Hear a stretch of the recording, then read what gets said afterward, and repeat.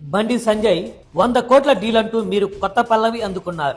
అసలు మీ అభ్యర్థులు ఎవరో ఎక్కడున్నారో ప్రజలకే తెలియని పరిస్థితి. ఇంకా గెలుపు ఎక్కడిది సంజయ్?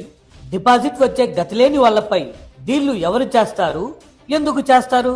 అసలు ఓటమితోనే సహజీవనం చేస్తున్న మిమ్మల్ని డిస్టర్బ్ చేయాల్సిన అవసరం ఎవరికి ఉంది? డీళ్లు గిల్లు అంటూ డబుల్ గేమ్స్ ఆడటం ఆపండి. మొన్న జరిగిన పంచాయతీ ఎన్నికల్లోనే మీ పరువు పోగొట్టుకుని డీలా పడ్డారు. మిమ్మల్ని పట్టించుకునే నాదుడే లేడు. ఇక కుట్రలు చేసేంత సీన్ ఎక్కడుంది? మీ పార్టీలో ఒకరిని ఒకరు ఓడించుకోవడానికే మీకు టైం సరిపోవటం లేదు. ఎంఐఎంను కలవరించకుండా మీకు పొద్దు గడవదు. మీరు ఎన్ని డీజేలు మోగించినా, డీళ్లు అంటగట్టినా ఈసారి కూడా మీ డిపాజిట్లు గల్లంతవటం ఖాయం.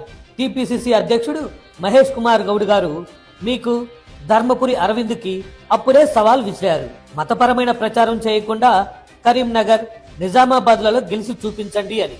కానీ కుక్కతోక వంకర అన్నట్లు మతం పేరు చెప్పకుండా మీరు ఓట్లు అడగలేరని మీ మాటలే రుజువు చేస్తున్నాయి. కాంగ్రెస్ పార్టీ సిద్ధాంతాల మీద పోరాడుతుంది తప్ప మీలాగా చిల్లర మత రాజకీయాలు చేయదు. మీరెన్ని చేసినా తెలంగాణ మున్సిపాలిటీలో కాంగ్రెస్ జెండా ఎగరటం ఖాయం. దానిని ఎవరూ ఆపలేరు.